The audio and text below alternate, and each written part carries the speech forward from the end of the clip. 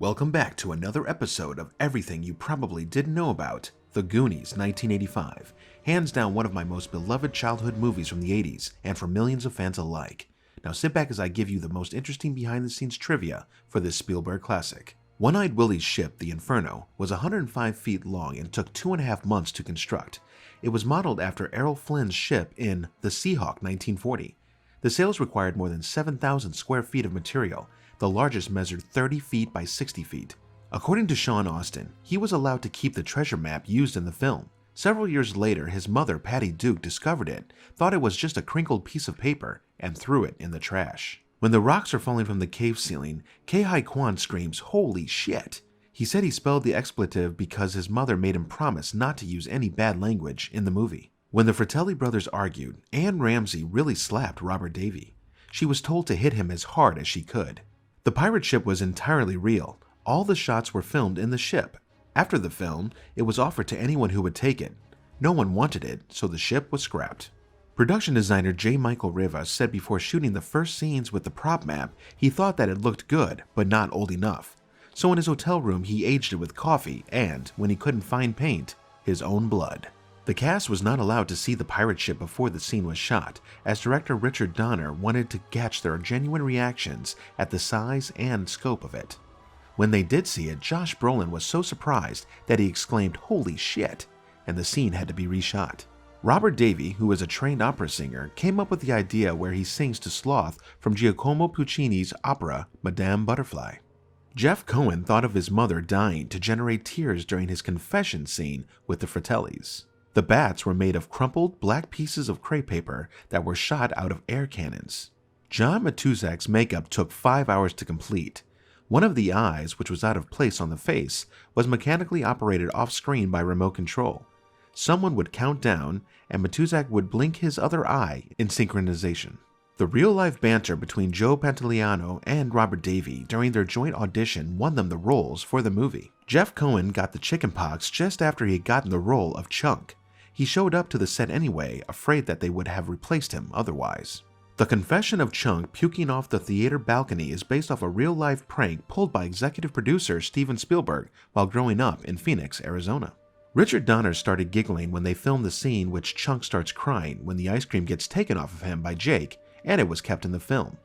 If you listen carefully, you can hear the director giggling off-screen when Jake takes the plastic spoon off Chunk and Chunk starts to cry.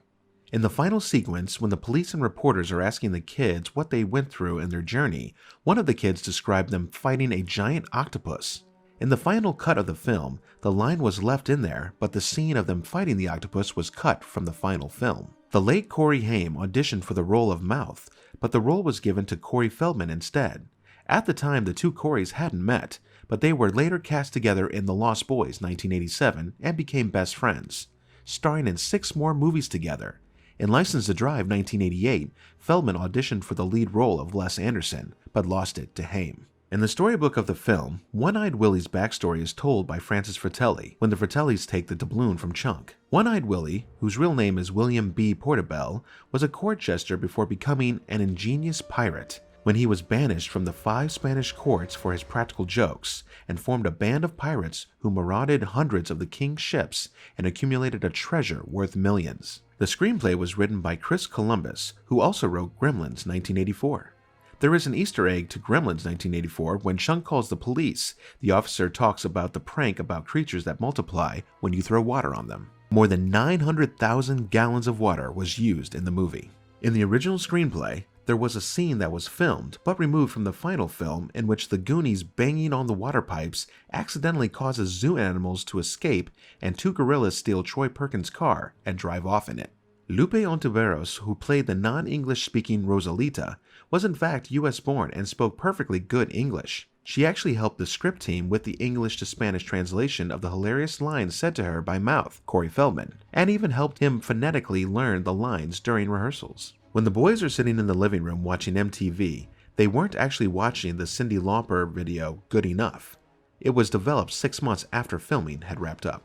When Sloth rips off his outer shirt, he reveals a Superman t-shirt accompanied by the John Williams Superman theme. Director Richard Donner directed Superman 1978 and parts of Superman 2 in 1980. Writer Chris Columbus said he came up with the idea for the Goonies because he grew up in a factory town in Ohio where there was nothing to do. When Columbus was a kid, he would go into the abandoned coal mines during the summertime. The script gives One-Eyed Willie's full name as William B. Portobello. This resembles Portobello, a Panamanian port which was a main hangout for pirates. The Lou Gehrig baseball card that Mikey finds on Chester Copperpot's body is worth about $275,000 at auction in mint condition. Director Richard Donner had a cameo as the gray-haired sheriff on the quads in the final scene. According to international maritime salvage law, the rights to a salvage vessel and its contents go to the person or persons who first successfully bring something off of the vessel in question. Since Mikey brought the jewels off of the ship, the Inferno and everything on it belongs to him. The kids who played the Goonies were allowed to bring some of their families into the final scene where they are reunited. Jeff Cohen's actual mom plays Chunk's theatrical mom. The ending was originally filmed with the characters regrouping at Mikey's house after being rescued on the beach. As Mr. Perkins awaits the papers to be signed, Rosalita is doing laundry inside and comes across Mikey's marble bag full of the gems from the pirate ship. Footage of this ending finally surfaced in 2020 from clips sourced from a work print uploaded to YouTube. Well, that about wraps it up for another 80s classic. Make sure to check out my other trivia videos and smash that like and subscribe button so I know you enjoyed the content. And always remember, Goonies never say die.